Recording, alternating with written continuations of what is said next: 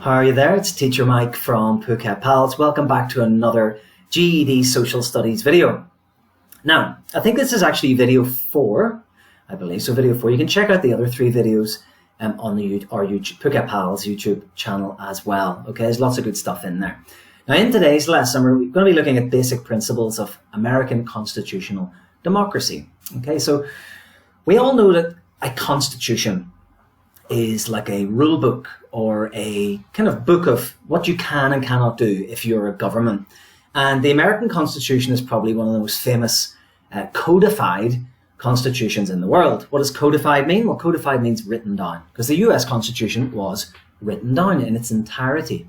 Contrast with the UK system. The UK has an uncodified constitution, which means it was never written down. But people know where the boundaries are for government within the UK system. Plus, the UK system has Parliament and the House of Lords to act as a kind of not a buffer zone, a kind of a pushback against any kind of unusual government activity. Okay, so in the US, the founding fathers, who were the people who wrote the Constitution and the Declaration of Independence, they got their ideas for this new American form of government from history. They looked back into history, way back to ancient Greece, ancient Rome, and various other stages of history. And what they did was they cherry-picked. They took out the bits of government that they felt worked best, rolled them all up into a big ball, and wrote it all out in the US Constitution. And hey presto, you have it. Okay? Now, of course, I'm simplifying there. It's not quite as easy as that. But one of the things that they picked out from the past was something called natural rights philosophy. Now, this comes from someone called John Locke, who was around in 1632 to 1704. I recommend that you write his name down. It comes up time and time again in the GED Social Studies test. And he was I don't know if he was the inventor, but he was big into his natural rights philosophy anyway. What John Locke said was that human beings are born, and because human beings are created by God, in his opinion, that meant we have rights, natural rights that are given to us by God. Okay? And John Locke thought that these, in his opinion, these were the rights to life, liberty, and property. Okay? He said life, liberty, and property. Now, these ideas were taken on by the founding fathers, and they liked the idea of natural rights philosophy, and they modified it slightly and said that people born had natural rights, and they had the right to life, liberty, and the pursuit of happiness, are the words used in the Declaration of Independence. And you might see this quote as well. This comes up a lot. This quote itself comes up a lot in the GED Social Studies test. Okay, the Declaration of Independence states that people are endowed by their creator, so like given by their creator, certain unalienable rights, so natural rights, rights that cannot be taken away. And these include the rights to life, liberty, and the pursuit of happiness. Okay, so this is a direct modification, shall we call it, of John Locke's natural right philosophy. And yeah, it's still part of the US Constitution today. Okay, so these ideas, these natural rights philosophical ideas, they come from the European Enlightenment of the 17th and 18th century, a time of great change and a time of just a marvelous outpouring of the arts, of literature, of poetry, of everything. Europe was on fire at this time, and it was kind of like a big reaction against what were known as the Dark Ages. There was, almost 1,000 years of just religion controlling everything, the Catholic Church in particular in Europe. And the Dark Ages were called the Dark Ages for a reason.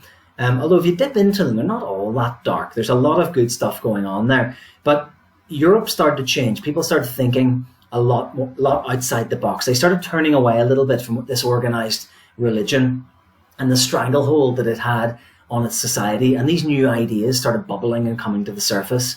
Natural rights philosophy was one of them. And yeah, go go onto YouTube and type in the European Enlightenment. It's fantastic. Some wonderful stuff in there. But we have to move on.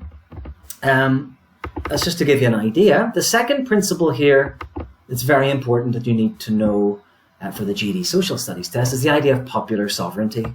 Okay, now what does sovereignty mean? Sovereignty means the right to rule, effectively. A power, could be a government, it's recognized by usually the people as having the right to rule.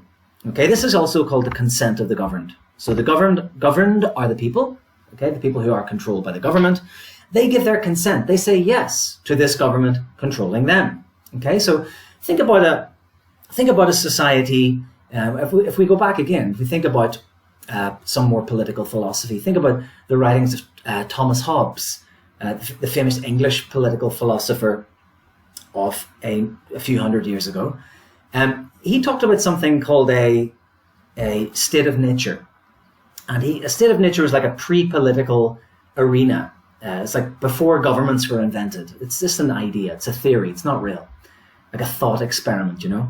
And he said if you put human beings into this pre-political state of nature, you would have war of every man against every man, as he called it. He said that life would be nasty, short, brutish, and something else. So life would be terrible. It wouldn't be very nice. Everyone would be fighting against each other. There'd be war, there'd be death, there'd be rape, pillage, and all the rest of that. So the point is, how do you get away from that?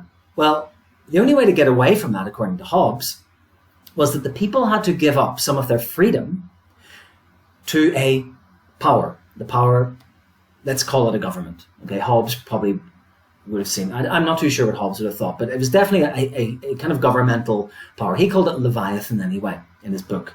Now, the people themselves, they have to consent to this happening. So they have to give up some of their freedoms to this power, let's call it the government. And in return for that, the government protects, let's say, their life, liberty, and pursuit of happiness, or life, liberty, and property. So there's kind of like a two-way relationship, or a social contract, as it's sometimes called, between the government and the people. So the people give up some of their freedoms in exchange for protection that protects life, liberty, and the pursuit of happiness, or whatever else. Okay? So that's what popular sovereignty and the consent of the governed is all about. Okay, and we'll move on down a bit. Okay, so you can see in a more modern context, like let's think about the US in a more modern context, you have elections every 4 years and presidential elections every 4 years. And in those, people are casting a vote for someone to represent them. Okay, now again, that is the consent of the governed. People are giving their consent by voting to someone to represent them. That means that person they vote for has popular sovereignty. They have the right to rule because the people want them there. Okay. Next thing I want to focus on is constitutionalism.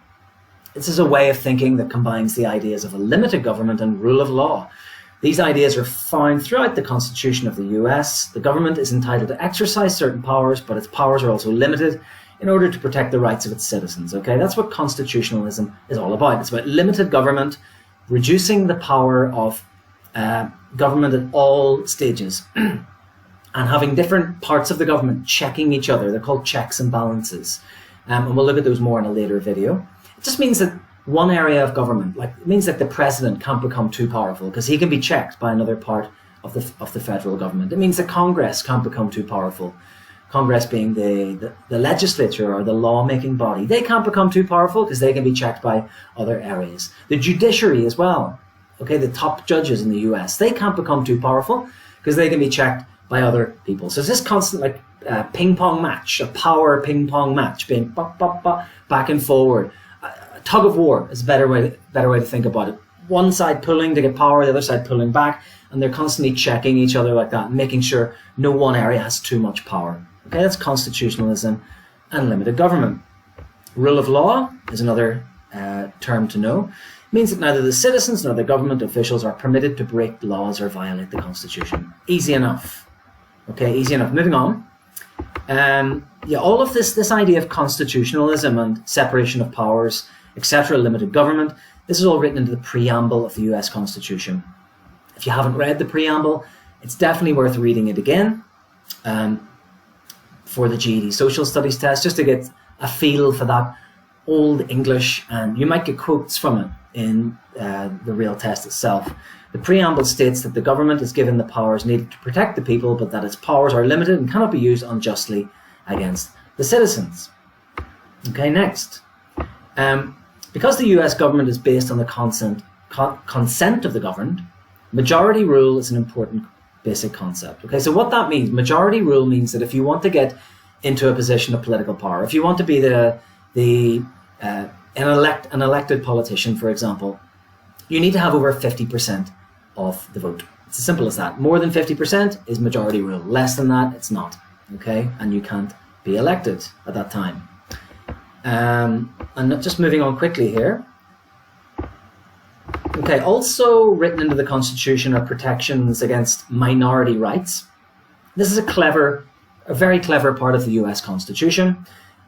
Although we have the consent of the governed and we have majority rule, there's also minority interests are represented in the Constitution. So what do we mean by that? We mean it could be like vulnerable groups, smaller groups within society. So maybe more marginal religious groups or more marginal political ideas or whatever it is. Just when a smaller amount of people have a certain way of thinking, their right to think that way is protected by the Constitution.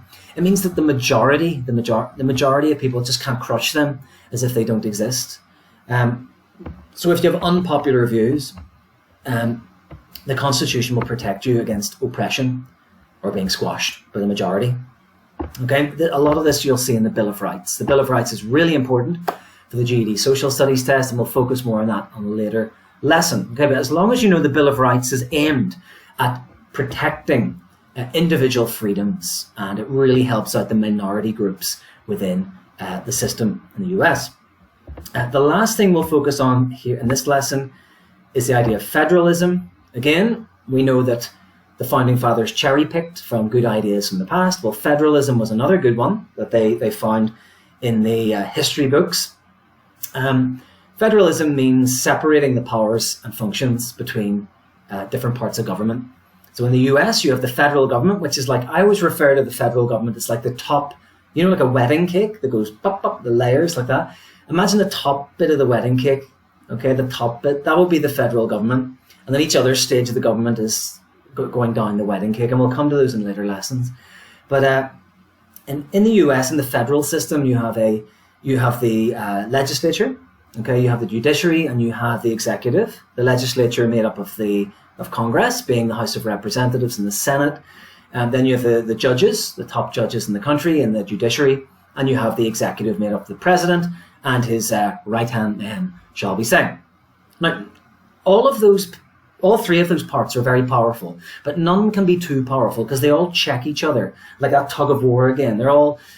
They've certain powers over each other that prevent any part of it becoming too powerful. Okay, and that's a clever idea within government as well.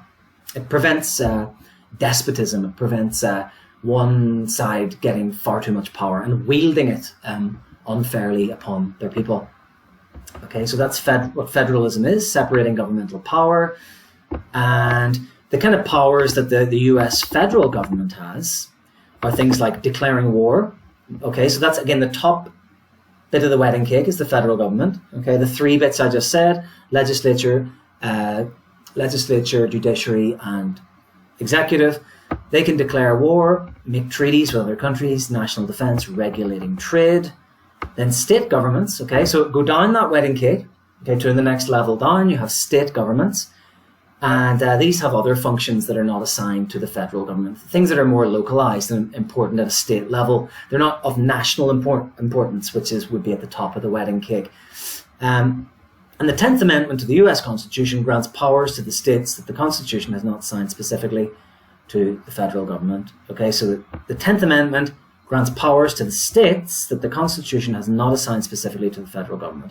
Okay, so the Constitution itself, it assigns powers to the federal government, the top bit of the wedding cake. Anything else outside that the Constitution does not state, state government themselves can take control of that. That's an important point to remember, okay? And that's it. Sorry, I had to rush through that last bit, but I'm in a bit of a rush myself. So I hope you found that useful. And that's all from me, Teacher Mike, from Phuket Pals. Take it easy. Have a good night.